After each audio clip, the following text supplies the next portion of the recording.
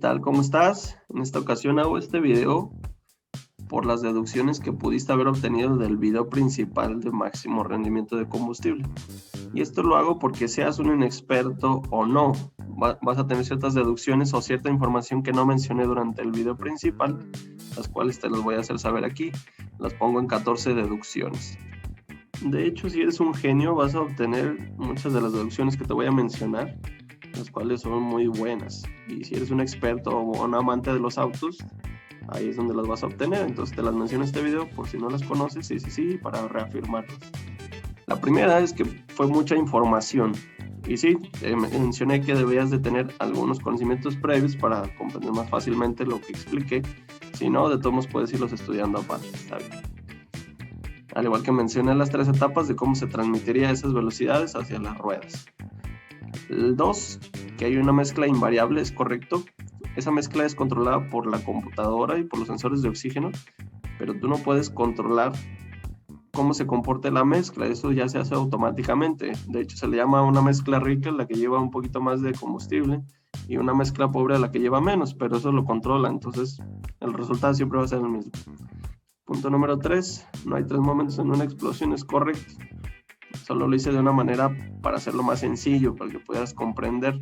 Pero en sí, puedes ver el video de torque y potencia de este canal y te va a decir más fácil cómo se comporta una explosión y por qué el torque y la potencia. Punto número 4, los cálculos del gráfico los hice de manera recta, pero realmente es una curva la gráfica. En la gráfica que yo te expuse, los cálculos que estoy haciendo se comportan de una manera recta, o sea, así funcionan las matemáticas, entonces hay una cierta variación. Lo que te puedo recomendar, si quieres más precisión, que no haya tanta variación en esos puntos, es de que utilices un poquito más de torque, como si tu motor lo produjera. Sin embargo, pues no lo es, entonces va a ser un poquito más exacto en el transcurso de la barra, desde 0 hasta el punto máximo de torque. Y de hecho, una gráfica de torque así es como se comporta, hay movimientos muy variables conforme aumentan las revoluciones. Punto número 5, los porcentajes entre velocidades no los mencioné. De hecho, mencioné solo algunos, pero imaginemos que ahora sí tienes interés por saber cuánto aumentan y disminuyen. Esa es más o menos la configuración de relación de velocidades, al igual que el aumento de la velocidad en cada una de ellas. Por ello, la producción de torque es distinta y de hecho, la primera, que son 800 revoluciones, que está más, imaginemos que la línea es así, la producción de torque, no, la primera ni siquiera necesitas acelerar para que avance el motor. Pero bueno, todo dependerá de la situación, claro. Aumenta sus números de referencia si requiere mayor esfuerzo. Punto número 6, las mediciones de transmisión las obtienes en la práctica. Estos puntos que te mencioné aquí abajo, tú los obtienes a 3000 revoluciones, puedes hacerlo a 2000, a lo que quieras. El objetivo es que mantengas un número estándar para saber cuánto avanza cada una de las velocidades. Punto número 7, solo podrás decidir a qué kilómetros conducir. En cierta manera sí, tienes que decidir si conducir a 5.3, a 16, a 36, a 64 o a 100. Hay mucha diferencia entre esas velocidades, es casi el doble cada una de ellas conforme avanza, pero debes de decirlo para procurar una velocidad constante. Y claro, bajo las condiciones que te mencioné, no pesos añadidos y demás cosas, sino hay que aumentar un poquito esos números de referencia. Claro, yo estoy a favor de una conducción ágil, de que todo sea más rápido posible.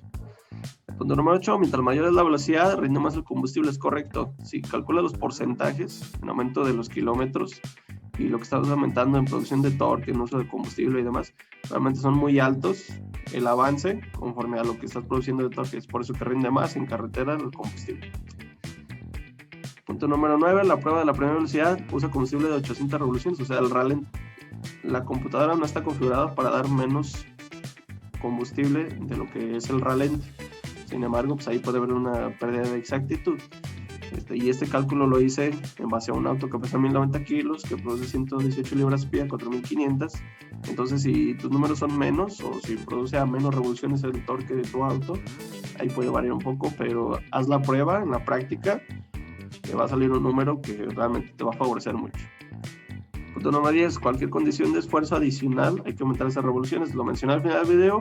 Imaginemos que tú estás bajo una condición que vas a tomar la subida y entonces cuando vayas a avanzar, una vez empiezas la subida, esas revoluciones van a bajar. Entonces tienes que hacerlo poco antes, tienes ya tú que calcular el tiempo antes de que tomes para que tengas las revoluciones necesarias para producir el torque necesario para esa curva. Ya la experiencia y la práctica te lo va a ir dando conforme lo vayas haciendo. Punto número 11, puedes pisar a fondo el pedal sin generar preigniciones. Cuando estás respetando esos números y bajo las condiciones anteriores, realmente si vas a 36 kilómetros por ejemplo, y deseas pasar a los 64 a la cuarta, imaginemos que de repentinamente pisas el pedal a fondo, es muy raro que suceda una preignición porque de todos modos llevas buena revolución. El auto no va a explotar antes, no hay ningún problema. Entonces puedes hacerlo, claro, con delicadeza, pero mientras menos sea el tiempo para que sea más suave, es mejor. Punto número 12, los errores del cálculo de valores del turbo. Yo te expliqué que se comporta diferente en la gráfica del turbo.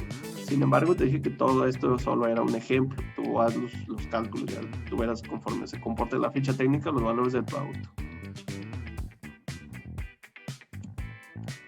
Punto número 13, puedes aumentar o disminuir velocidades siempre y cuando el entorno te lo permita. Lo importante de todo esto es que mantengas una velocidad constante. Realmente no importa qué tanto te muevas y demás, pero que sí puedes aumentarlo y disminuirlo respetando esos límites. Punto número 14. No hay mucha diferencia entre usar estos límites y utilizar la potencia de tu auto, o sea, utilizar muchas revoluciones en cuestión del tiempo. Imaginemos, o sea, tienes una emergencia y tienes que aumentar muchísimo.